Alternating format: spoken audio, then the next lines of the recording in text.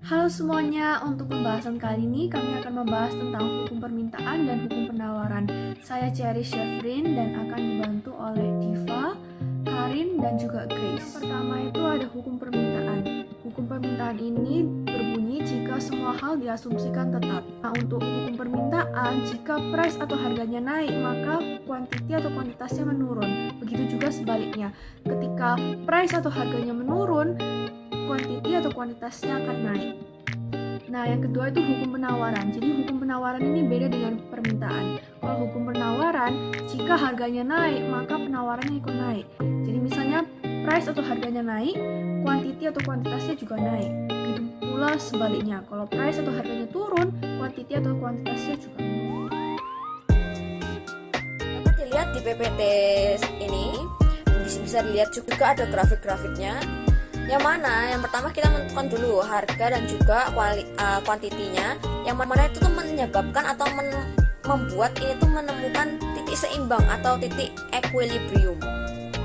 Nah, equilibrium sendiri adalah harga yang terbentuk pada titik pertemuan kurva permintaan dan juga kurva penawaran. Ini tuh titik di mana mencapai keseimbangan di pasar. Oke, lanjut yang kedua adalah mengatur harga. PT dan juga pada grafik yang ada dapat disimpulkan bahwa jika permintaan itu lebih besar dari penawaran, maka harganya itu cenderung naik. Nah, kalian bisa lihat kalau misalnya yang permintaan lebih besar daripada penawaran, itu yang warna ungu mudanya itu dia di bawah, dan ungu yang tuanya ini dia tuh di atasnya. Jadi yang ungu tua ini di atasnya si ungu muda. Nah, sedangkan jika permintaan lebih kecil dari penawaran, maka tuh harga tuh biasanya cenderung turun.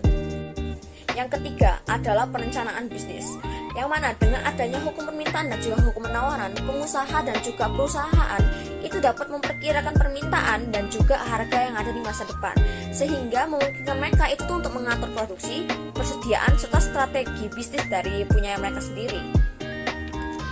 Yang keempat adalah dasar kebijakan pemerintah, yang mana pemerintah ini menggunakan konsep hukum permintaan dan juga penawaran untuk merumuskan kebijakan ekonomi. Nah, mereka itu atau hukum penawaran dan juga hukum permintaan ini dapat memutuskan atau memutuskan intervensi ataupun perubahan kebijakan berdasarkan situasi yang ada di dalam pasar. Terakhir adalah efisiensi sumber daya, yang mana hukum permintaan dan juga hukum penawaran ini membantu pengusaha dan juga produsen dalam mengambil keputusan.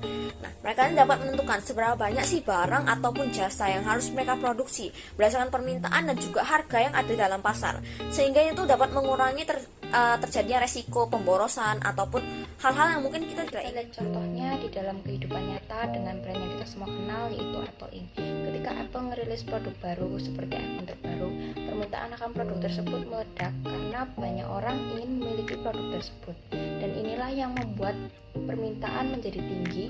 Apple sebagai produsen menaikkan harga produk tersebut. Mengapa? Karena mereka tahu bahwa ada begitu banyak orang yang bersedia membayar harga tersebut untuk mendapatkan produk berkualitas yang mereka tawarkan.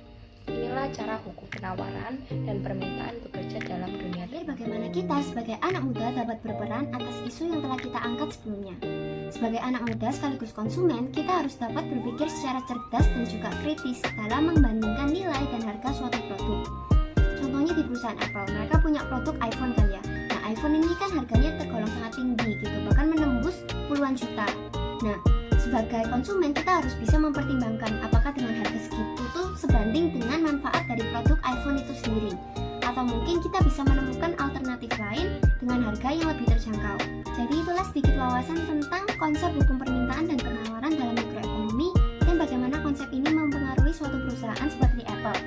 Mari bersama-sama memanfaatkan pengetahuan yang telah kita miliki untuk membuat pilihan yang lebih bijak dan bersama-sama membantu membentuk masa depan ekonomi yang lebih baik. Sekian dari kami, terima kasih telah menonton.